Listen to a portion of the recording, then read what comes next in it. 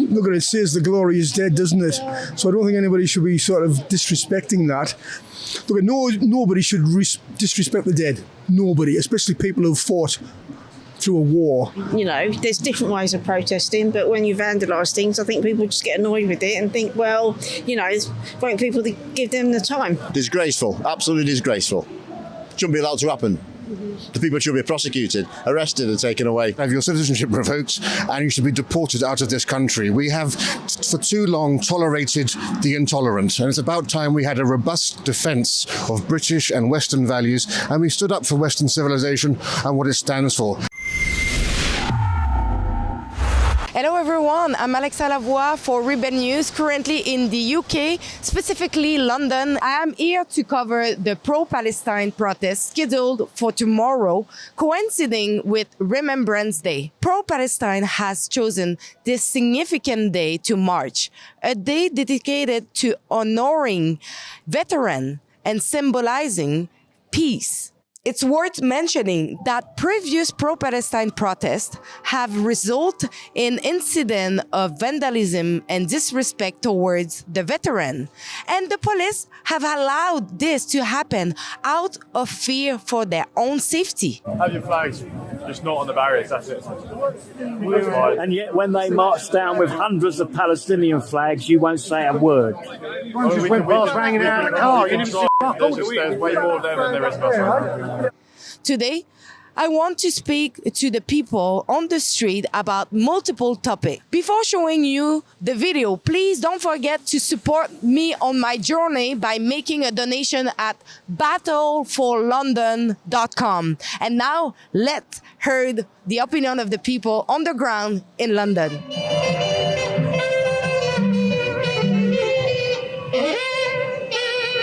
Following many protests here in London of pro-Palestine, there was some cenotaph that was vandalized. So I'm gathering the opinion of people, what they think about that. It's never good to vandalize anything for anything. Well, my father was in the RAF, Royal Air Force. He fought for freedom of speech. That's one of the things he fought for. And I'm all for freedom of speech, and I'm all for the march tomorrow. But I'm not for people who vandalise the cenotaph, because I think it's a place of remembrance and it shouldn't be touched. Nobody should be, look at it, says the glory is dead, doesn't it? So I don't think anybody should be sort of disrespecting that. Look, nobody should disrespect the dead. Nobody, especially people who've fought through a war. Well, I think it's a real shame. Everyone's got a right to demonstrate and it's absolutely right and fair. But with the freedoms and rights of demonstrating also comes a freedom and responsibility. And I just think it's sad that they have to guard it with the police because somebody can't, for 2 days, just be peaceful, leave it alone, and let's respect the fact that people have fallen in the past for us to have this freedom to be talking as we are now. And I think it's a real shame. If they have issues, they can protest peacefully without destroying any properties. Well, I think it's disgusting, really. You know, there's different ways of protesting, but when you vandalise things, I think people just get annoyed with it and think, well, you know, won't people give them the time? Disgraceful, absolutely disgraceful. Shouldn't be allowed to happen. The people should be prosecuted, arrested and taken away. Because I'm a veteran, I come here every year, I'm a veteran from Northern Ireland and the Falklands and the Gulf, and I think demonstrations here should not be allowed. I don't think that we should vandalise anything in protest, but I think people should have the right to protest as fully and peacefully as they wish. Disgusting. Yeah. No respect for those that have fallen before, especially people that died in the war. We've all lost people, you know. It's very, very bad. All I can say is just spare a thought for those World War II veterans who are still alive today and who've marched proudly and solemnly down Whitehall to fight. You know, they fought and their friends laid down their lives to defend the cause of freedom. And you must think, what are they thinking about the country today? Is this the Britain that we fought to defend? When they see mass calls to prayer, a flexing of Islamic muscle, people occupying Whitehall. We're seeing deliberately an attempt to have a march on Armistice Day when the police have requested requested it not to be done. We've seen lovely demonstrations by members of the public and the Jewish community which have been very peaceful, and the contrast with the aggressive, intimidating sort of marches we've seen around this cenotaph are a great contrast. This is the most sacred spot in Britain, and I only hope that tomorrow's march goes past peacefully. What do you think about the two protests that will happen simultaneously this weekend? I don't think we should have to protect the cenotaph. I think right-thinking people will just leave it alone anyway. And I stand with everyone in that conflict, in Gaza, in Israel, all the innocent civilians. I stand for all of them. You can hype things up like that, and when you hype things up like that, that maybe makes friction. Let's not make friction. Let's see what happens. And I'm sure the Metropolitan Police have got it under control. Again, I just think it's really sad. I'm a free speech fundamentalist, and I think, if I'm in favour of people who are concerned about Islamic illiberalism having their own marches, if they want to carry pictures of Muhammad or even burn the Quran. And if I defend that right, I have to defend the right of people to have their own march. What I'm concerned about is the fact that there was a decision to have it pass quite close to where we are now. There should have been a ban for all of central London, so the march could have taken place, but it should have been at least within a 2 hours walk of the cenotaph, because there's every chance when you have perhaps 1 million people on the streets that there will be a splinter group who could come here to cause trouble. And I think it was a bit of a shame to have it done. Also, I'm very concerned that at 11 a.m. we should be having a 2-minute silence, and the Palestinian protesters will be gathering at 11 a.m. and I would only ask that they actually observe the national silence that we will all be doing.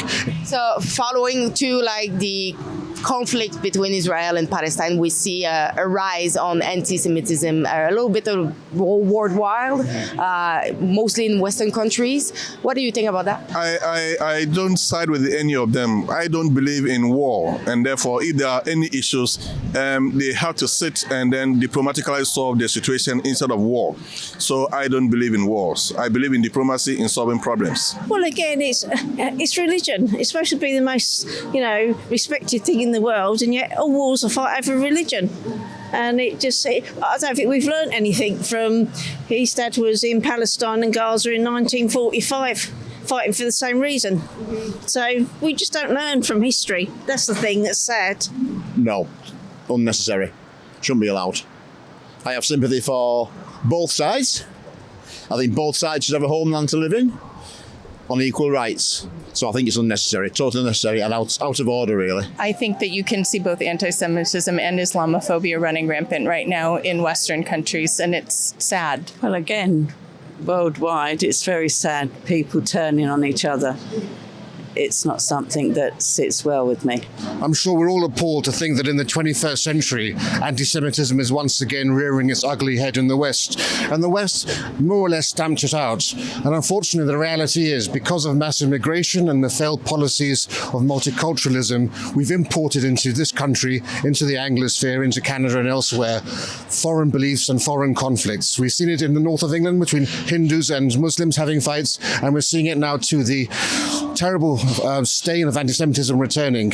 And the British media always say that misogyny, homophobia and anti-Semitism are on the rise in London, but they never actually call out the reason why. It's due to mass immigration, and we need to be honest enough to have an adult discussion about those very issues that are affecting a growing number of people in this country, where Jews are now scared to actually go out on the streets. Should foreign nationals and those on student visas be deported for supporting Hamas, a terrorist organization? When in Rome, if you're in this country and you're studying and you have some sort of monetary background, you shouldn't go against what's going on in this country. We're classing Hamas as terrorists. If we're classing Hamas as terrorists, then obviously we shouldn't be letting them in the country. If that's what the legitimacy is. Other than that, that's all I can really say on that matter. That's a massively difficult question, isn't it? In my heart, I think so. If they're going to provoke violence, then they're not welcome, really, are they? Again, everyone has their own opinion. Respect that. But if you're going to promote violence, really, it's not nice. Can't be doing with it. Again, it gets too political because you've got, it's a terrorist group. So, why would you support terrorists? They, in all fairness, it was them that started all this problem in Israel by the attack they did and killed the people. So, you know, earlier on in October. So, really, you know, why would you support a terrorist group? I don't know what to say about that, to be honest with you. I think it's sad to support a terrorist group that's harming innocent people, but Hamas and Hezbollah should not be allowed any voice in this country. I don't think I have a stance on that because I'm not from here. So I'm sorry. You should ask people who have some better knowledge on the specifics of what you're asking. Anybody that's supporting a known terrorist, you know, yes. I mean, I don't agree with them at all. Send them, cancel, whatever. There's no doubt, if you are supporting Hamas, you are supporting a prescribed terrorist organization in this country. And if you're here on a visa, even if you're a dual national, I think you should have your citizenship revoked and you should be deported out of this country. We have, for too long, tolerated the intolerant. And it's about time we had a robust defense of British and Western values, and we stood up for Western civilization and what it stands for. And that means saying no to such abhorrent, virulent hatred as we've seen over the last few weeks. Please visit battleforlondon.com and donate what you can to help me offset my travel expenses and private security fees. As you saw previously, security is crucial given the uncertainties. I'm traveling on the budget to be on site, but it is an important story to cover and to get the facts. Follow me tomorrow on Twitter for live updates from the middle of London.